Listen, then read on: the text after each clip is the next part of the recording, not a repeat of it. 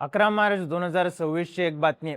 अमेरिकेचे राष्ट्राध्यक्ष Donald Trump यांनी घोषणा केली की अमेरिका मागच्या 50 वर्षात पहिल्यांदाच ऑइल रिफायनरी बांधणार आहे आणि या ऑइल रिफायनरीमध्ये गुंतवणूक करणार आहे मुकेश अंबानी यांची रिलायन्स कंपनी। टेक्सास मधल्या या प्रोजेक्टसाठी अंबानींकडून गुंतवणूक करण्यात येणार आहे। ट्रम्प यांनी याबद्दल केलेल्या ट्विटमध्ये म्हणलंय, America is returning to real energy dominance.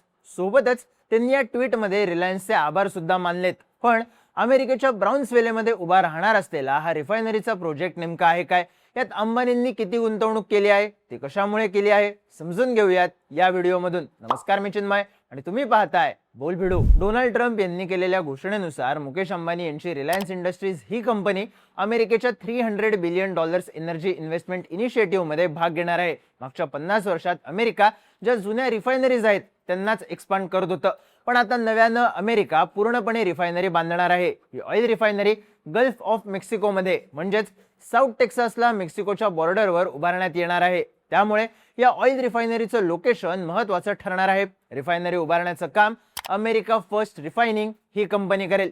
हीच कंपनी रिलायन्स आणि बाकीच्या इन्व्हेस्टर्स सोबत काम करेल। पण अंबानी इन्व्हेस्ट करतायत, अमेरिका 50 वर्षांनी असा प्रोजेक्ट हाती घेत आहे, असा या रिफायनरी प्रोजेक्ट मध्ये आहे काय? तर 1970 सालानंतर अमेरिकेने पूर्ण क्षमतेची नवी ऑइल रिफायनरी बांधलीच नव्हती। अर्थात यामागे वेगवेगळी कारणं होती। पहिलं कारण होतं पर्यावरणाचं रक्षण आणि त्यामुळे येणारे निर्बंध।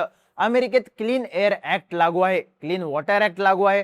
प्रत्येक राज्यानुसार उत्सर्जनाची मर्यादा सुद्धा निश्चित करण्यात आली आणि या सगळ्या कायद्यांचं निर्बंधांचं पालन होत आहे की नाही हे पाहण्याचे अधिकार त्या राज्यांना सुद्धा देण्यात आले आहेत। रिफायनरीज मधून सल्फर डायऑक्साईड, नायट्रोजन ऑक्साइड्स आणि इतर घातक कंपाऊंड्स बाहेर पडतात। त्यामुळे रिफायनरी सारख्या प्रोजेक्टला परवानगी मिळायला, तेही फक्त एन्व्हायरमेंटल क्लिअरन्स मिळायला 15 ते 20 वर्षांचा काळ सहज जायचा। दुसरा विषय असतो अर्थात गुंतवणुकीचा।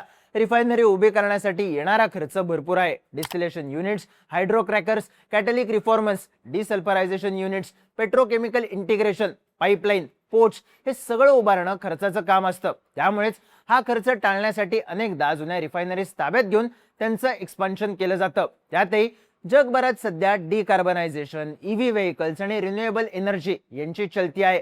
अनेक देश या गोष्टींना प्रोत्साहन देत आहेत। त्यामुळे भविष्यात जर ऑइलची डिमांड कमी झाली तर रिफायनरीला फटका बसेल या भीतीने अनेक मोठे इन्व्हेस्टर्स नव्या रिफायनरीज पासून अंतर ठेवून असतात। पण ट्रम्प यांनी पर्यावरणासाठीच्या निर्बंधांना अगदी सुरुवातीपासूनच फार महत्त्व दिलेलं नाही। त्यात त्यांनी अमेरिका फर्स्ट या धोरणाखाली जास्तीत जास्त गुंतवणुकीला प्राधान्य दिलंय। त्यामुळेच 50 वर्षांनी अमेरिकेत पूर्ण क्षमतेची रिफायनरी उभी राहत आहे। त्यामुळेच या रिफायनरीला महत्त्व प्राप्त झालंय। ट्रम्प यांनी या रिफायनरीच्या प्रोजेक्ट मधून आणखी एक डाव साधला आहे, तो म्हणजे या रिफायनरीचं लोकेशन। टेक्सास मधल्या ब्राउन्सवेले इथे ही रिफायनरी उभी राहील, जे अमेरिकेच्या दृष्टीने एक स्ट्रॅटेजिक एनर्जी लोकेशन आहे। कारण टेक्सास पासून जवळच पर्मियन बेसिन आहे, जिथून नैसर्गिकरित्या शेल ऑइल निघतं। त्यामुळे या रिफायनरीला थेट फायदा आहे। त्यात इथून बंदरं जवळ आहेत, ज्यामुळे ट्रान्सपोर्टला अडथळे येणार नाहीत। आधीपासून इथे पाईपलाईनचं नेटवर्क तगडं असल्यानं त्याचाही फायदा या रिफायनरीला होणार आहे। या सगळ्यात भर म्हणजे या भागात पेट्रोकेमिकल इन्फ्रास्ट्रक्चर मोठ्या प्रमाणात आहे। म्हणजेच एका बाजूला मोठी इन्व्हेस्टमेंट आणि दुसऱ्या बाजूला मोक्याची जागा, अशा दुहेरी फायद्यात ही रिफायनरी उभी राहणार आहे। कारण इथे अमेरिकन शेल क्रूड ऑइल आणि इम्पोर्टेड क्रूड ऑइल रिफायनिंगसाठी येईल। पर्मियन बेसिन जवळ असल्यानं खर्च आणि वेळ या दोन्हीची बचत होईल। साहजिकच रिटर्न्स जास्त मिळतील। पुढचा मुद्दा येतो तो कॅपॅसिटीचा। या रिफायनरीमधून दिवसाला 1,60,000 बॅरल्स क्रूड ऑइल रिफाईन केलं जाईल। एखाद्या मोठ्या रिफायनरीमध्ये एका दिवसाला 2 लाख ते 6 lakh barrels crude oil refine केलं जातं। त्याच्या तुलनेत हा आकडा कमी असला तरी ही मध्यम आकाराची रिफायनरी ठरणार आहे। विशेष म्हणजे जगातली सगळ्यात मोठी रिफायनरी जामनगरमध्ये आहे, जिचे मालक अर्थातच मुकेश अंबानी आहेत आणि ते अमेरिकेमधल्या या रिफायनरीत गुंतवणूक करणार आहेत। त्यामुळेच प्रश्न पडतो की जगातली सगळ्यात मोठी रिफायनरी ताब्यात असताना रिलायन्स ग्रुप अमेरिकेच्या रिफायनरीमध्ये गुंतवणूक का करत आहे? आता रिलायन्सच्या जामनगरच्या रिफायनरीबद्दल सांगायचं झालं तर इथून एका दिवसाला 12.50 लाख बॅरल्स रिफायनिंग ऑइल बाहेर पडतं। कारण इथली टेक्नॉलॉजी टॉप नॉच आहे। अगदी रशियामधून येणारं हेवी क्रूड ऑइल सुद्धा जामनगरच्या रिफायनरीमध्ये सहज रिफाईन केलं जातं।